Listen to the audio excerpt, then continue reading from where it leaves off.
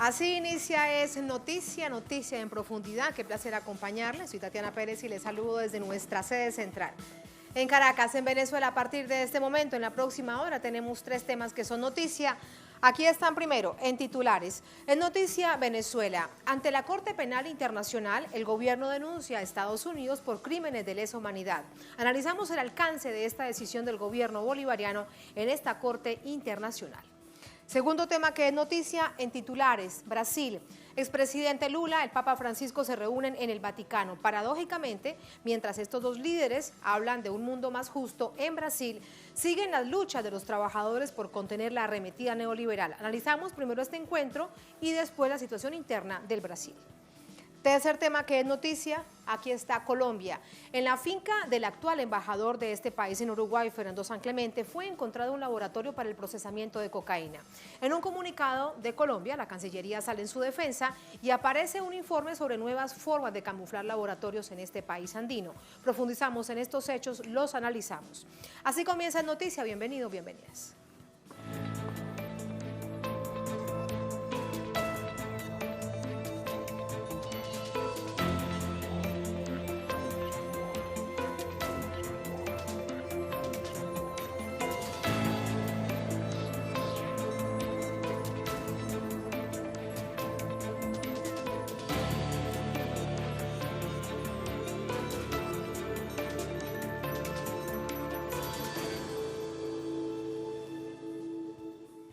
En noticia Venezuela, el gobierno del país introdujo una denuncia ante la Corte Penal Internacional en La Haya en respuesta al conjunto de medidas coercitivas unilaterales del gobierno de Estados Unidos desde el año 2015 en ese intento por hacer colapsar la economía de la nación caribeña. Tenemos detalles a continuación. El titular del Ministerio de Relaciones Exteriores de Venezuela, Jorge Arriaza, expuso que las sostenidas políticas de agresión, impulsadas desde el año 2015 por el entonces presidente Barack Obama, constituyen un crimen de lesa humanidad. Desde ese año, la declaración de la Casa Blanca sobre Venezuela como una amenaza inusual y extraordinaria para la seguridad nacional, continuadas y profundizadas por la administración Trump, constituyen una clara violación al Estatuto de Roma. Nosotros somos parte del Estatuto de Roma y por eso tenemos, digamos, no solo el derecho, sino la obligación de proteger a nuestro pueblo, la responsabilidad de proteger a nuestro pueblo. Esa famosa responsabilidad de proteger la estamos nosotros llevando adelante de acuerdo con la Carta de las Naciones Unidas, que es la carta que rige también, y está en el preámbulo del Estatuto de Roma, la Corte Penal Internacional. El Estatuto de Roma es una herramienta jurídica sobre la que se basa la Corte Penal Internacional para regular las violaciones inherentes al derecho internacional. En su artículo 7, estipula que los crímenes de lesa humanidad se circunscriben a cualquier tipo de acción o actividad enmarcada en un ataque generalizado o sistemático contra una población civil o con conocimiento de dicho ataque. Por ello, el canciller consideró que el cerco diplomático, económico y financiero ejercido sobre Venezuela se ajusta a esta sección específica del estatuto. Son ataques generalizados y sistemáticos, porque incluso el crimen de lesa humanidad se puede determinar si es generalizado o sistemático. No, en este caso es ambas. Y la población que es objeto de ese sufrimiento, de esas dificultades, incluso la población que ha muerto, la población que ha sufrido enfermedad, la población que ha tenido obstáculos para su alimentación, para disfrutar de sus derechos humanos plenamente. Arriaza denunció además que la oleada de medidas pretenden propiciar un cambio político en el país. Aseveró que este es el fundamento principal de la política exterior norteamericana en relación a los estados, que considera hostiles o incómodos a sus intereses. El gobierno de Estados Unidos ha implementado gran diversidad de acciones para perjudicar al gobierno de Maduro, que van desde el congelamiento de bienes y cuentas bancarias internacionales de más de 20 empresas estatales, donde destaca la estatal petrolera PDVSA, históricamente la principal industria del país, hasta la ilegalización de importación de oro venezolano.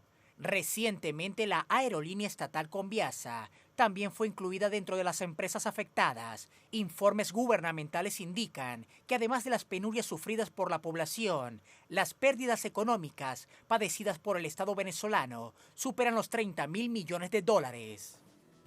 A propósito de Conviasa, este es el último capítulo del contexto del bloqueo económico, financiero, comercial de Estados Unidos contra Venezuela. De esto le preguntamos a Leo Retamal desde nuestra sala de redacción. Leo, ¿cómo estás? Buenas noches. Así es, esta jornada el canciller de Venezuela, Jorge Arreaza, entregó un escrito, una demanda ante la Corte Penal Internacional para denunciar las medidas coercitivas unilaterales que impone Estados Unidos contra esta nación suramericana. En el escrito se detallan distintos actos de sanciones que ha implementado Estados Unidos durante los últimos años, sanciones, medidas de presión contra el gobierno, que son vistas también como medidas de presión contra todo el pueblo. Este es el argumento fundamental que desarrolla el gobierno venezolano al decir que estas sanciones no son contra personeros puntuales del gobierno, sino que tienen una afectación masiva en la población, vulnerando el acceso a derechos sociales que provee el Estado venezolano. Es por ello que las sanciones son vistas como crímenes de lesa humanidad, como atentados a los derechos humanos del pueblo venezolano. Esto va en la línea de una argumentación que se viene desarrollando hace tiempo, en la que se suma, por ejemplo, Irán, quien habla de terrorismo económico, como lo que desarrolla Estados Unidos aplicando este tipo de sanciones con afectación en la población. ¿Por qué afecta a la población? Porque impide el acceso, por ejemplo, a medicamentos, el acceso y los recursos del Estado para financiar los programas sociales de medicinas. Se han conocido casos de PDVSA, que a través de las sanciones no ha podido entregar los medicamentos necesarios que financia esta estatal petrolera para el tratamiento de menores de edad, de jóvenes que reciben tratamiento financiado por el Estado venezolano. Así también se ha complicado el acceso a alimentos que proveen a través de las cajas CLAP, un programa de subsidio de alimentación que entrega el gobierno a la población, y todas estas medidas están afectando masivamente a los venezolanos y venezolanas acá en este país. La argumentación de fondo entonces es presentar esto para que sea sancionado por la Corte de La Haya. Se incluye también el reciente caso de sanciones aplicadas contra la estatal venezolana Conviasa, esta aerolínea que presta servicios sin preguntar por el color político de las personas. Ya hay algunos antecedentes de lo nefasto que es y de lo nocivo aplicar sanciones contra la aviación comercial, y por lo tanto en estos argumentos se está basando el Estado venezolano para presentar este requerimiento ante la Corte Penal Internacional de La Haya. Gracias por esta información que sumamos para el análisis. Gracias, Leo. Vamos ahora precisamente con el análisis. Nos acompaña Francisco González, es abogado internacional, especialista en sistemas de integración. ¿Cómo estás, Francisco? Bienvenido. ¿Cómo te va?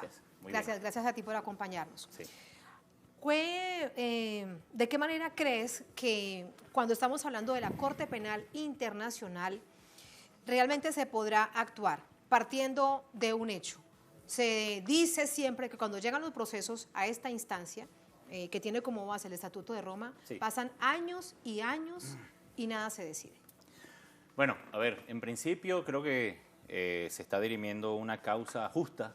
El hecho de que nuestro canciller lleva allí el tema de las sanciones a Conviasa es un tema de asedio. No hay que ver solamente las sanciones o este tema de Conviasa como algo aislado de todas las temáticas de lo que está ocurriendo con respecto al asedio que hay contra el país, contra la República Bolivariana de Venezuela. Eso decirlo también para la gente de tu audiencia, Tatiana, porque esta es una medida que se toma por parte del gobierno bolivariano para tratar de romper con ese cerco que ha habido contra el país. No solamente es la sanción en temas de Conviasa, sino las sanciones económicas contra PDVSA, la exportadora, la empresa productora de petróleos de Venezuela, y también el tema económico, el tema de las monedas. Es decir, hay un montón de situaciones que ocurren a partir de la política internacional de Estados Unidos contra el país, en la cual pues esta es una vertiente para tratar de romper con ese cerco, ¿no? Y por eso el hecho de ir a la Corte Penal Internacional como una forma de utilizar el sistema multilateral internacional del cual somos parte, y que bueno, como somos parte de ese Estatuto de Roma que se construye en julio del 98, pues se está utilizando eso como una vía pues para romper con eso. Sí, como una vía. De hecho, con todo esto que dices, y bien de hecho lo relata el canciller Jorge Sí. Arriaza lo detalla, se configura un crimen de lesa humanidad que está allí incluido, contenido como en el Estatuto de Roma. ¿Por qué crees que se toma, por ejemplo, sobre el crimen de lesa humanidad y no sobre un crimen de guerra de un Estado contra otro? Bueno, en el caso particular de la lesa humanidad tiene que ver también con los derechos difusos de todo el pueblo venezolano, pues, y no solamente del pueblo venezolano, sino que en lo que llaman el mundo liberal, en el mercado internacional, Conviasa viene a ser parte de un servicio público, no solamente para Venezuela, sino todos esos países con los cuales tiene conexiones.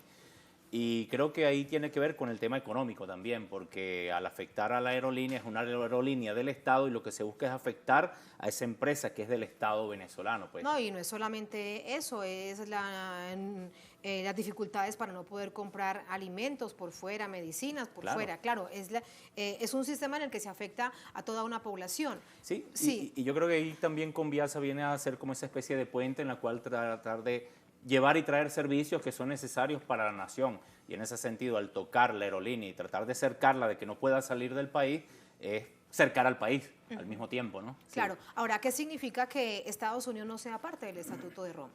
Bueno, Estados Unidos, a pesar de haber estado allí participando, no firma este estatuto porque al hablarse de crímenes de lesa humanidad, del genocidio y de las guerras, pues bueno, ellos son los padres de las guerras, de las Claro. invasiones, y cuando se da eso en el año 98, se venía estudiando el caso yugoslavo. Estados Unidos más adelante, en el 99, pues participó con todo esto de la OTAN, en lo que fue esa invasión a esos países, la destrucción de los Balcanes, y yo creo que era a la conveniencia de ellos pues no participar en estos sistemas. Incluso ahora estando en la ONU y siendo socio de la OTAN, el gobierno ultranacionalista de Donald Trump en la crisis de decadencia en que está viviendo el neoliberalismo en la actualidad, Trump rompe con ese sistema internacional que ellos han construido desde los 80 y los 90. Es decir, esta es la etapa crítica de ese sistema mundial que Estados Unidos ha venido construyendo. Invitamos a la audiencia a leer los escritos de Samuel Huntington cuando hablaba de las guerras de civilizaciones y todo esto de estas sanciones contra Irán, las sanciones contra China, las sanciones contra la misma Unión Europea en términos comerciales, en términos políticos, que están haciendo que quien queda aislado del mundo sea el propio Estados Unidos en este momento, ¿no? Es una contradicción del propio sistema, de esa hegemonía de Estados Unidos que está haciendo, digamos, que esa política internacional choque con los intereses de ese sistema que ellos mismos construyeron, ¿no? Claro, y es la contradicción, entre otras cosas, porque hay parte de ellos que a su conveniencia entran y otras no. Claro, lo por que supuesto, vemos. y En este caso particular, el Estatuto de Roma y la Corte Penal Internacional. conviene. En términos, entonces, del derecho internacional, contra Estados Unidos no hay nada que hacer. Es decir, se mantiene como el gran impulsor y ejecutor del bloqueo a su manera, como le convenga, contra cualquier país. Sí, Tatiana, ahí en lo que dice es muy importante algo que subyace y es una discusión, un debate actual. ¿Hasta qué punto de verdad los sistemas multilaterales resuelven estos dilemas, ¿no? La ONU, el Consejo de Seguridad, y nos pareciese que se está dirimiendo es en el plano de la fuerza bruta. Es decir, las potencias, y lo decía Galeano, quien tiene el monopolio de prácticamente de la vida humana en este momento son las potencias que están dentro del Consejo de Seguridad. Y al mismo tiempo eso hace que se diriman esas controversias con la fuerza bruta. Y las discusiones actualmente van más en función de ver cuántas bombas atómicas puede tener cada una de estas potencias para generar la política internacional. Y no es el derecho internacional. Estados Unidos, en la lógica de Donald Trump, y es importante señalarlo, después de la época neoliberal, que fue ya desde Reagan, construyendo ese proceso hasta los finales de los 90, y cuando llega Obama, prácticamente pone la guinda del fin de una era del sistema neoliberal, pues. Y entonces comienza este otro ciclo en el cual está Estados Unidos en la actualidad, donde está destruyendo esa otra lógica que ellos construyeron. Y ahí es donde vemos, pues, esas guerras comerciales, no solamente con los que no son sus aliados históricos, no con Irán o con Sí. China, sino también con los aliados. Y eso la gente se pregunta, ¿pero por qué esa diatriba de Estados Unidos con Alemania o con Francia? Porque precisamente sigue siendo la hegemonía de Europa, en este momento, esa versión neoliberal del mundo, pero para Estados Unidos actual no les conviene. Yo recomiendo un artículo que sacó en la revista Foreign Affairs Joe Biden, el candidato demócrata, donde señala mucho de lo que decía Samuel Huntington en los años 90, cómo se da esa crisis sistémica y cómo, a pesar de que los demócratas tienen una versión neoliberal del mundo, de liberal, resulta que... Y lo dice quien está adentro, porque bien recordemos que fue el ex vicepresidente en la era de Barack Obama en el 2015, él es el gobierno, Sí. este gobierno de la Casa Blanca, donde si lo revisamos hasta hoy, esa es una fecha precisamente de quiebre en relaciones entre Estados Unidos y Venezuela, porque clara que esta nación suramericana es una amenaza inusual extraordinaria para la seguridad nacional de Estados Unidos. Es correcto. Hoy en día se entiende qué es lo que significa para ellos esta amenaza inusual extraordinaria, pero comenzó entre ellos, así que tampoco hay gran diferencia entre demócratas y republicanos. No, porque quienes más invadieron países fueron ellos, fueron los demócratas, pues con Obama, con los gobiernos de Bill Clinton y todos ellos, Hillary Clinton se destruyó Libia, se invadió Siria y con Trump pues se mantiene algo de eso, pero se buscan nuevas lógicas de choques de poder en el mundo, de hegemonías y contrahegemonías, donde bueno, parece que no es un orden, sino es un desorden, un caos mundial actual. Ahora, con respecto al tema inicial de esta conversación, Francisco, la Corte Penal Internacional de La Haya, por lo menos sí estudia el caso, se preparan, lo revisan, se investiga. Sí, seguramente es una institución internacional en la cual somos parte como nación soberana y en la cual pues se dirime el caso de Conviasa allí. Sin embargo, la historia nos dice, ¿verdad?, sobre esa institución que también en otros momentos ha servido de piso jurídico y político internacional para invadir países. Por ejemplo, en el año 2011, cuando Libia estaba a punto de ser invadida por la OTAN, sacan unas resoluciones en la ONU, pero también la Corte Penal Internacional con Luis Moreno Campos a la cabeza, el argentino Moreno Campos. Él prácticamente pues dio el pie a que enjuiciaran a Gaddafi. Lo terminan asesinando, pero se lo iba a enjuiciar en la Corte Penal Internacional. Tiene mucho de político también. Y claro, porque como el sistema de Naciones Unidas. Sí, porque Luis Moreno Campos, el argentino, después es contratado por Luis Almagro para sancionar a Venezuela en el año 2016. Entonces, sí, pero no. Es el sistema internacional, tenemos que jugar, pero... El sistema internacional que está en crisis y que tanto se exige que realmente sea cambiado, que se haga algo. Para despedirte, ¿pareciese entonces que en este punto en el que se encuentra el mundo y allí Venezuela de por medio, sufriendo además tal nivel de bloqueo, esta cantidad de acciones unilaterales de Estados Unidos, sí, pareciese entonces que... Lo que mejor puede suceder es el apoyo a nivel mundial? Hablamos de la ANOAL, hablamos de Rusia, hablamos de China, para sentir que realmente algo está cambiando. Sí, yo creo que ahí los contrapesos se dan más por la fuerza de las potencias contrahegemónicas que han surgido y que ahora son potencias consolidadas. Vemos el caso de Rusia, China, la India. Entonces todos estos países que son aliados de Venezuela al mismo tiempo, y justo en estos días que vino la ROC a Venezuela, pues se dirime eso. Desde el año 2000 Chávez y Putin venían dirimiendo esa situación y se empieza a construir la alternabilidad al mundo neoliberal. Incluso no tanto dentro de estas instituciones, sino la misma lógica de relaciones de integración internacional binacional, pero después como bloques, ¿no? Y la solidaridad que resulta claro, tan importante. La solidaridad y el hecho de que ya el mundo se cansó, y eso lo discutía mucho Chávez y Putin, Tatiana. El mundo está cansado de la unilateralidad y de la imposición de una potencia hegemónica. El mundo está cambiando en nuestras narices y creo que Venezuela es la punta de lanza precisamente porque está jugando en la primera línea del juego internacional. Es complicado para nosotros los venezolanos, pero a veces toca estar allí, bueno, y lo tenemos que asumir. Pues. Muchas gracias, con eso te despido, Francisco. Un placer, muy buenas noches. Igual. Así nos vamos a la primera pausa en esta emisión de Es Noticia. Al volver en Noticia Brasil, el expresidente Lula da Silva, el Papa Francisco se reúnen esta jornada en el Vaticano.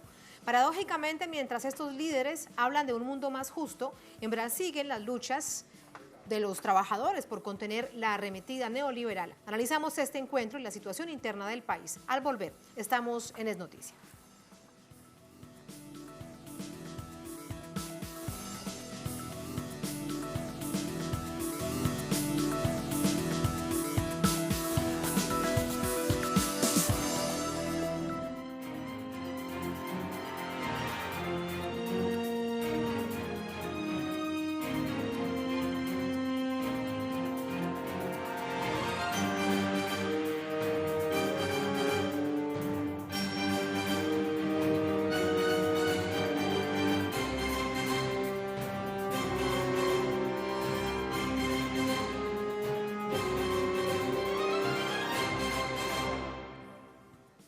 En noticia Brasil, el expresidente de esta nación, Luis Ignacio Lula da Silva, se reunía con el Papa esta jornada, con el Papa Francisco. Ambos se mostraban preocupados por el capitalismo salvaje. Paradójicamente, en lo interno sigue la huelga petrolera y los trabajadores en resistencia por este modelo que se impone en el país. Detalles a continuación. Este jueves, el Papa Francisco recibió la visita del expresidente Luis Ignacio Lula da Silva. El encuentro entre los dos líderes mundiales se da en medio de la crítica situación política y social que se vive en Brasil. Desde hace 13 días, más de 20.000 trabajadores de la emblemática empresa estatal Petrobras están de paro. El aumento de la desigualdad estuvo en la agenda de la reunión entre el Papa y Lula da Silva, en la que además debatieron propuestas para generar una nueva economía mundial. Mi llegada a Italia tenía como objetivo principal discutir con el Papa Francisco la cuestión de la desigualdad y la cuestión de su lucha y su defensa de una buena política medioambiental. Todos saben que el mundo se está volviendo más desigual. Todos saben que en la gran mayoría de los países del mundo los trabajadores están perdiendo sus derechos. Todos saben que muchos de los logros que tuvimos en el siglo XX están siendo anulados por la avaricia de los intereses comerciales y financieros.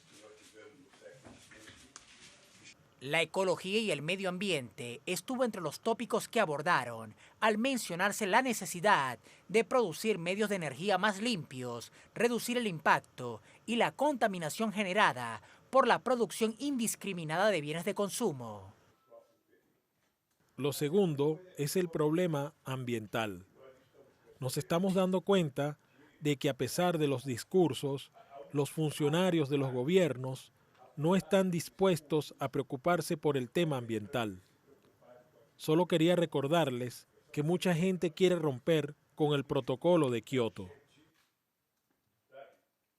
El político brasileño celebró que el sumo pontífice quiere hacer cosas que sean irreversibles y que permanecerán para siempre en la sociedad. Sobre un carácter progresista, Lula agregó que el Papa está preocupado por los derechos adquiridos por los trabajadores, que en los últimos tiempos han sido vulnerados. Mientras los líderes progresistas promueven acciones para mejorar las condiciones de los más necesitados en el mundo, el gobierno encabezado por Jair Bolsonaro se mantiene intransigente ante las demandas de los trabajadores de Petrobras. Los petroleros se han mantenido en huelga durante casi 2 semanas para tratar de revertir los despidos masivos que afectan a miles de familias de obreros y evitar una posible escasez que pueda afectar a algunas regiones del país. Rechazan el cierre de fábricas y la venta de refinerías que aumentan el desempleo en el país. A pesar de que la derecha internacional utiliza el aparato judicial para desalentar los proyectos políticos alternativos, tal es el caso de Lula, el expresidente hace público que mantendrá su lucha por un mundo mejor. Eso es parte de lo que está justamente en lucha y en resistencia dentro de Brasil. Todo este escenario lo vamos a analizar con Breno Alman, él es periodista, director de Opera Mundi, con nosotros aquí en nuestro estudio. Breno, ¿cómo estás? Bienvenido. Todo bien, buenas noches, gracias por la invitación. Gracias a ti. ¿Cuál es tu lectura, tu conclusión, si se quiere, del encuentro de estos dos líderes hoy, el Papa Francisco y Luis Ignacio Lula da Silva, hoy en el Vaticano? Yo creo... Un largo encuentro, claro. Sonrisas, luego una rueda de prensa muy cargada de información. Yo creo que es un encuentro histórico, Tatiana, porque es la primera vez que el expresidente brasileño viaja al exterior después que fue liberado, después de 18 meses en la cárcel.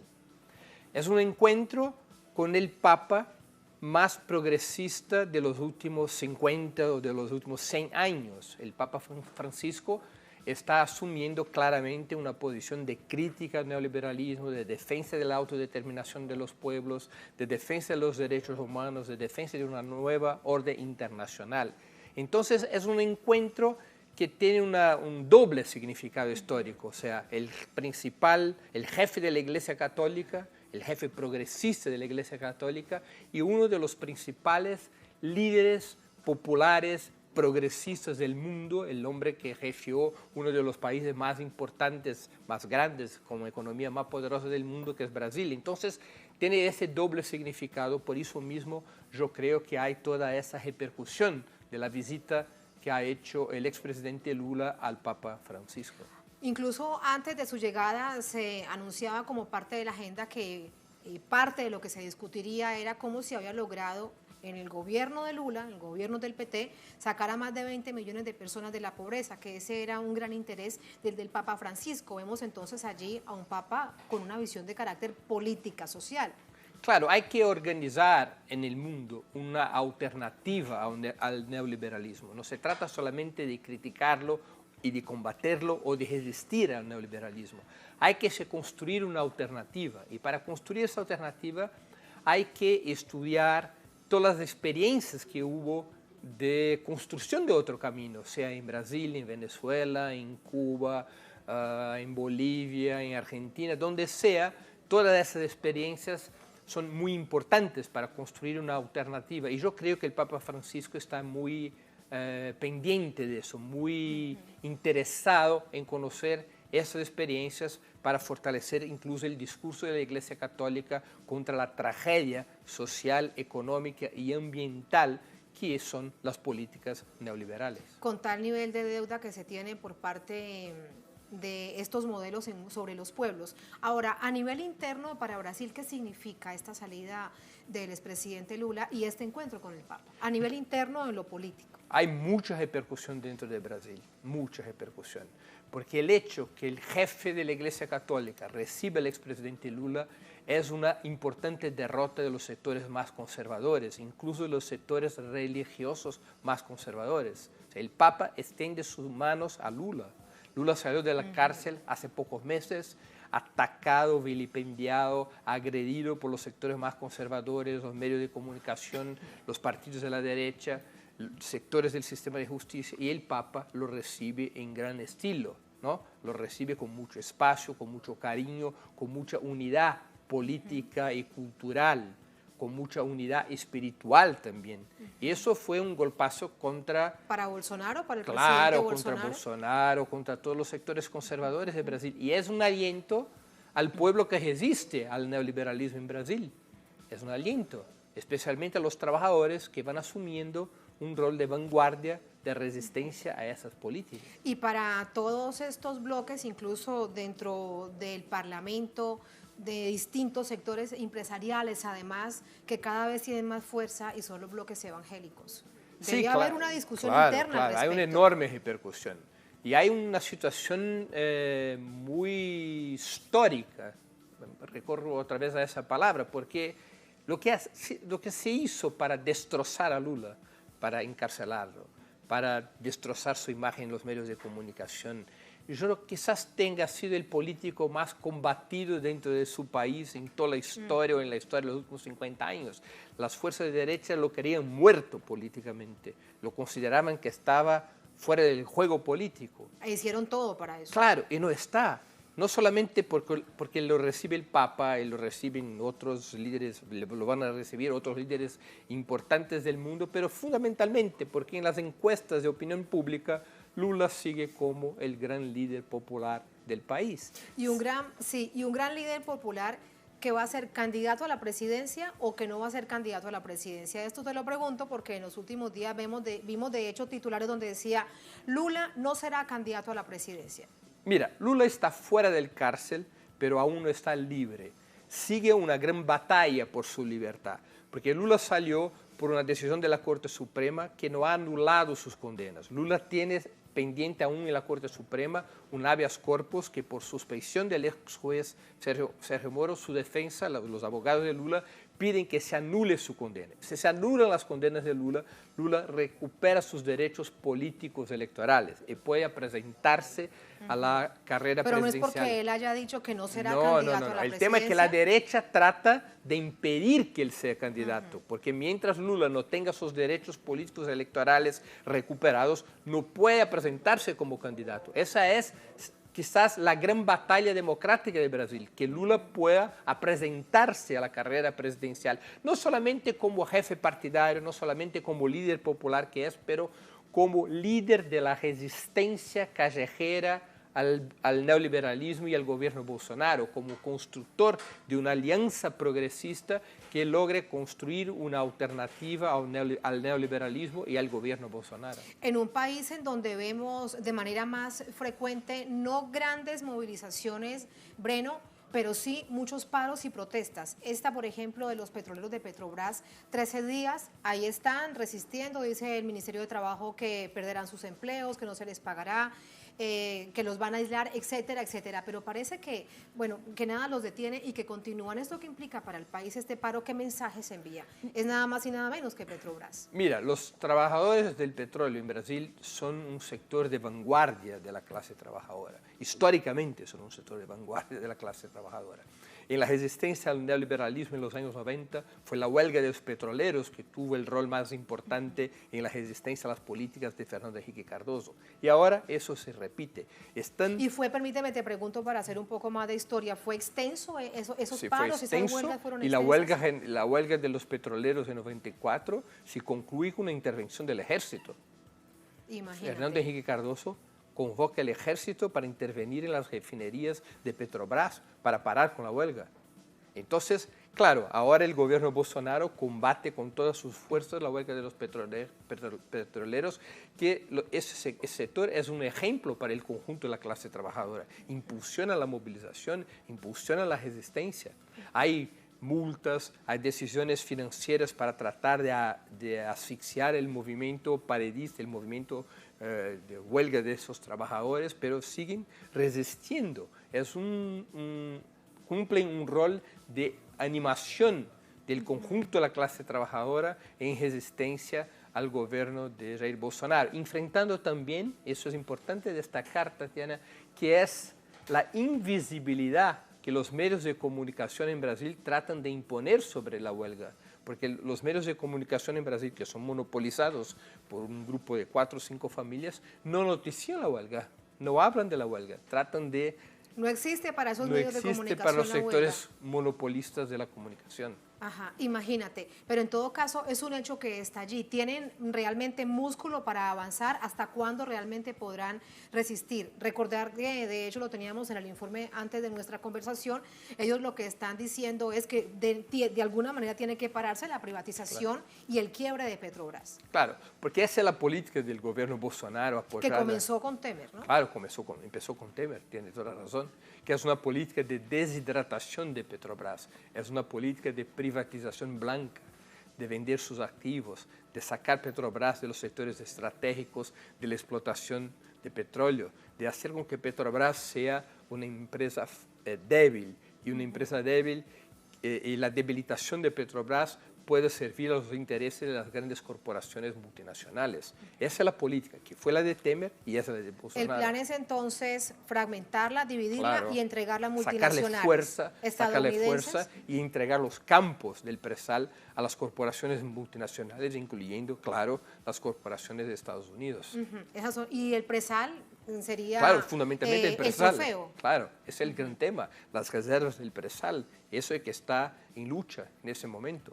El gobierno Bolsonaro trata de entregar las reservas del presal a las corporaciones multinacionales. Claro. Y en esto entonces, con esto te despido. ¿Hay pueblo en resistencia? ¿Crees que se unirán otros sectores? ¿Cómo percibes este año para el país? Mira, yo creo que sí. Hay que comprender que el pueblo brasileño ha sufrido en los últimos 3 años derrotas muy duras, desde del derrumbe del gobierno de Dilma Rousseff, desde el golpe contra la presidenta Dilma Rousseff, pasando por la elección de Bolsonaro y antes por la prisión de Lula. El pueblo ha sufrido golpes duros, derrotas duras, y el pueblo se recupera en su ritmo. El pueblo no se recupera de una hora para otra. Son los sectores de vanguardia que primero se movilizan, son los sectores de vanguardia como los petroleros que primero ponen la cara en la lucha, y hay un proceso paulatino por lo cual el pueblo vuelve a intervenir y a resistir en una dimensión masiva. Estamos en la construcción de eso en Brasil. En un momento paso por paso, te entiendo, en un momento tan complejo para el país donde hay tal nivel de agresividad desde el mismo Ejecutivo. Muchísimas gracias, Breno, por ese análisis, por esas reflexiones. Buenas no por noches. Eso, siempre a la orden de ustedes. Muchísimas gracias. Buenas noches. Así nos vamos a la segunda pausa en esta emisión de Es Noticia. Al volver Es Noticia, Colombia. En la finca del embajador de este país, de Colombia en Uruguay, Fernando San Clemente, lo ven ustedes en pantalla, fue encontrado un laboratorio para el procesamiento de cocaína. En un comunicado, la Cancillería de Colombia sale en su defensa y aparece un informe sobre nuevas formas de camuflar laboratorios en el país. Profundizamos sobre estos hechos. Al volver estamos en Es Noticia.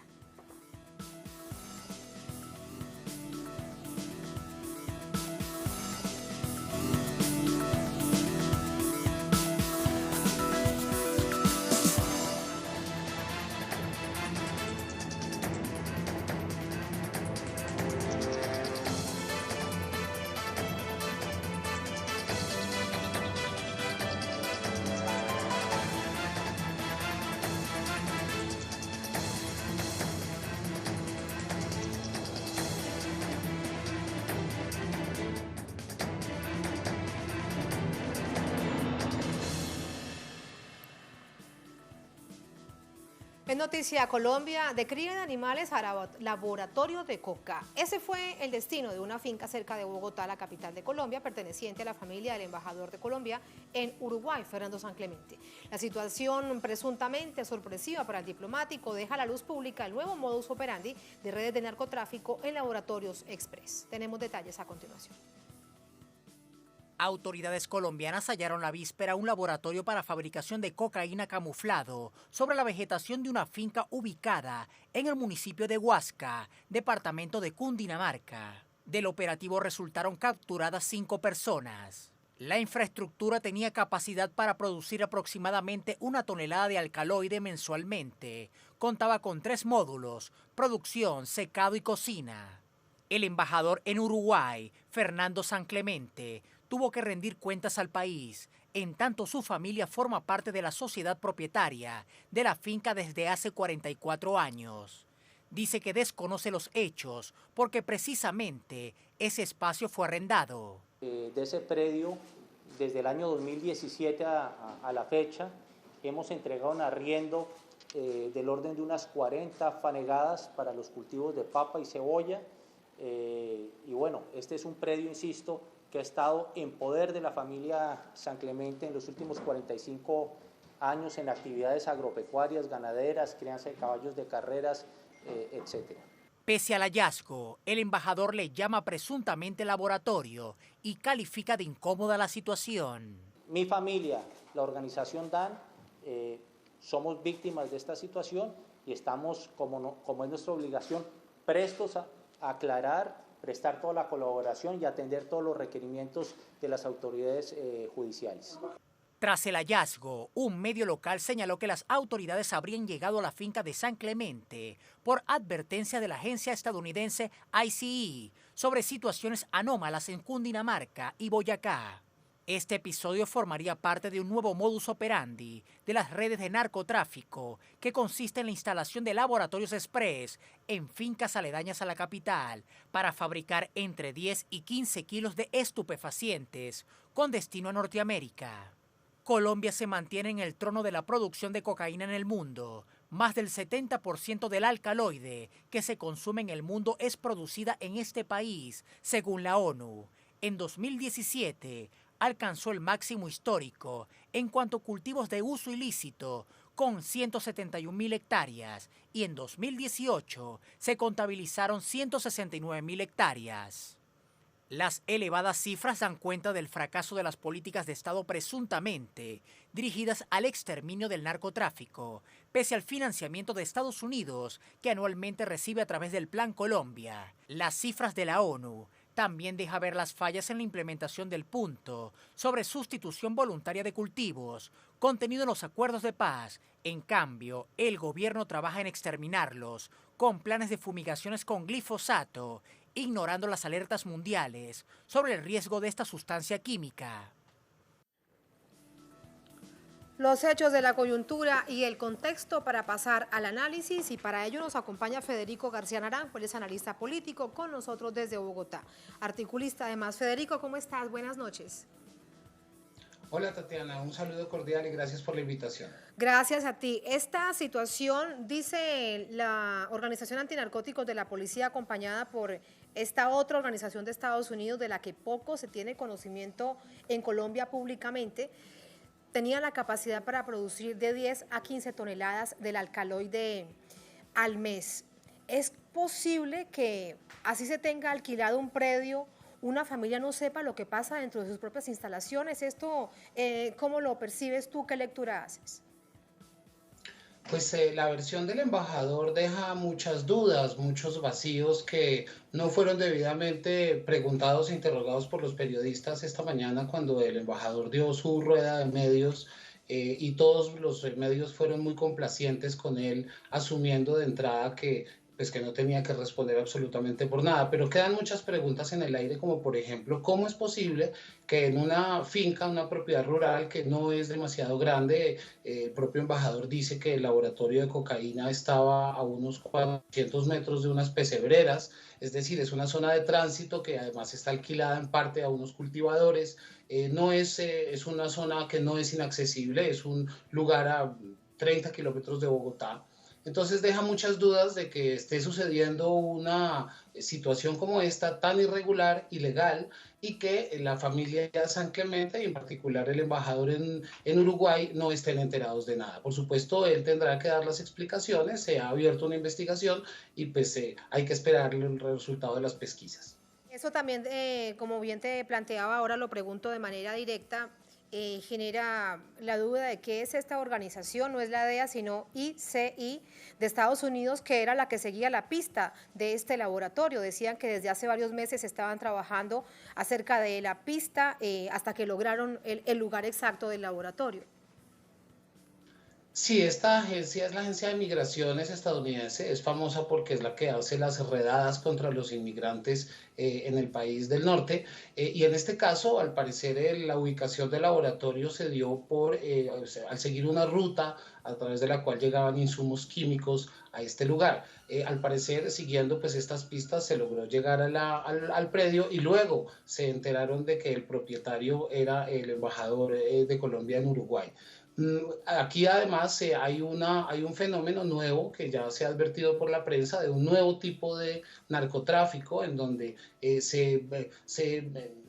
las unidades de producción son mucho más pequeñas, mucho más móviles, se han dejado de lado los grandes laboratorios, los propios capos del negocio tienen un muy bajo perfil, no tienen esta vida ostentosa que tenían los capos de antaño, entonces son más difíciles de identificar y al parecer, es una de las hipótesis, esta finca que, insisto, pues estaba arrendada y en fin, podía haber sido utilizada por una de estos grupos de narcotraficantes. Pero en cualquier caso, pues insisto, no es una zona aislada, es una zona de mucho tránsito, muy cercana a Bogotá y pues mucha gente tuvo que darse cuenta de lo que estaba sucediendo.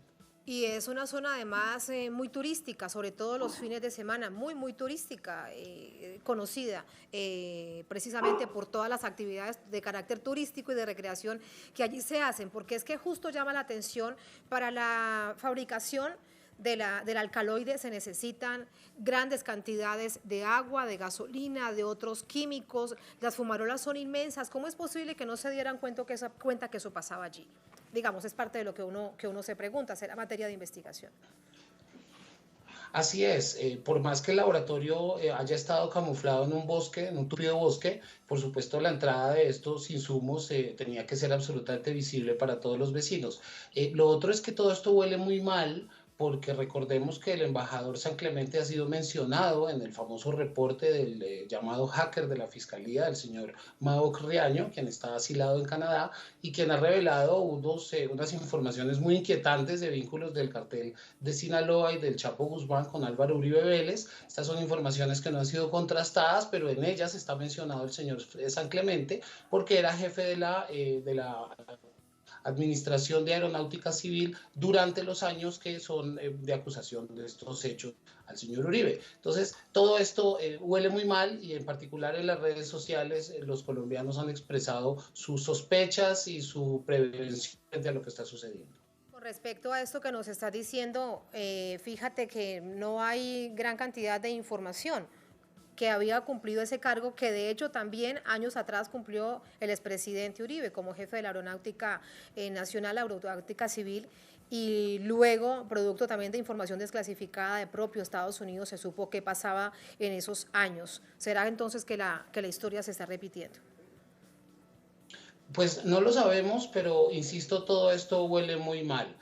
Claramente aquí, pues el embajador San Clemente tendrá que dar explicaciones más a fondo, veremos cuál es el resultado de las pesquisas, pero en cualquier caso, pues este escándalo, este hecho, pues viene a sumarse a un ambiente enrarecido en general con el gobierno nacional.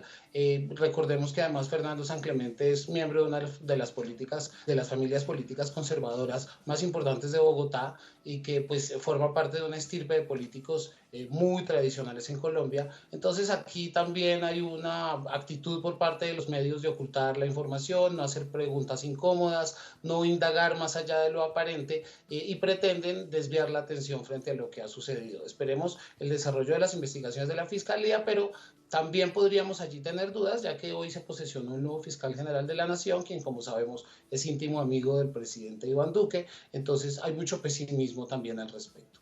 Y en medio de todo ello, algo más por preguntarte, por indagar, más allá sin duda de las especulaciones, será la justicia que actúe y que entregue el resultado de manera efectiva. Esta nueva forma de operar, he visto que a través de la justicia de Estados Unidos se indica que en Colombia se va detrás de los narcos invisibles, así que esto podría estar regado en los alrededores de Bogotá porque calculan que esa es una zona de gran influencia. Los narcos invisibles, así les llaman ahora. Así es, y la zona en donde estaba ubicada la finca, como tú decías, es una zona cercana, turística, montañosa, que es muy atractiva para las familias los fines de semana y que por supuesto al estar tan cerca a Bogotá pues facilita el envío de cargamentos de droga a través del aeropuerto El Dorado de la capital. Eso, por ejemplo, explicaría que se esté dando este fenómeno de pequeños laboratorios, pero habría que esperar que hubiera más descubrimientos, más indagatorias para saber si es un fenómeno que se está dando efectivamente alrededor de las ciudades o si este es un caso inusual, es un caso excepcional o por el contrario tiene que ver con el embajador. Todo esto ya será producto de las investigaciones. Muchas preguntas aún sin respuesta que quedan además de fondo. Con esta reflexión quiero despedirte, Federico. El fracaso de la política antidroga de Estados Unidos sobre Colombia y de la política de Estado de Colombia sobre este flagelo. Sin duda, y lo que se ha visto es que tras el avance que hubo con el acuerdo de paz en el sentido de tratar el narcotráfico como un problema de salud pública y no como un problema de orden público, un problema policial, hemos visto en el nuevo gobierno cómo pues, se han llevado a cabo políticas retardatarias, prohibición al consumo de estupefacientes, persecución de los cultivadores, dificultades para la implementación de la sustitución voluntaria de cultivos de uso ilícito. Se debate y se insiste en el de envolver a usar el glifosato como esparcidos sobre cultivos como herbicida para destruir los cultivos de coca, pero pues que genera un gran daño ambiental. En general hemos visto cómo el gobierno tiene una agenda que ha demostrado después de más de 40 años de guerra contra el narcotráfico que es una agenda fracasada.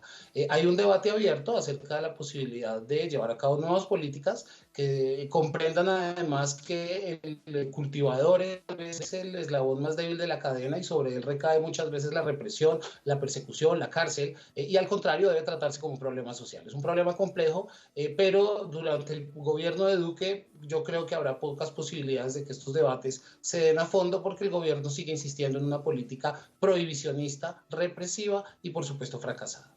Otro hubiese sido el momento y la historia en caso tal de que se implementase ese punto del acuerdo sobre la lucha por el crimen organizado y en donde de hecho se planteaba que los cultivadores eran una víctima del conflicto en el marco del narcotráfico y no como se siguen percibiendo como parte de la delincuencia organizada.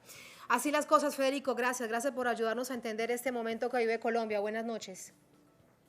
Un placer como siempre, Tatiana. Un saludo a ti y a toda la teleaudiencia de Telesur. Muchísimas gracias. Gracias a ustedes por habernos acompañado. Así ponemos punto final a esta emisión de noticias. Cerramos nuestra pantalla tradicional. Nos quedamos en redes sociales. @Noticia Telesur, @Tatiana Telesur. Hasta mañana. Sigan con nosotros.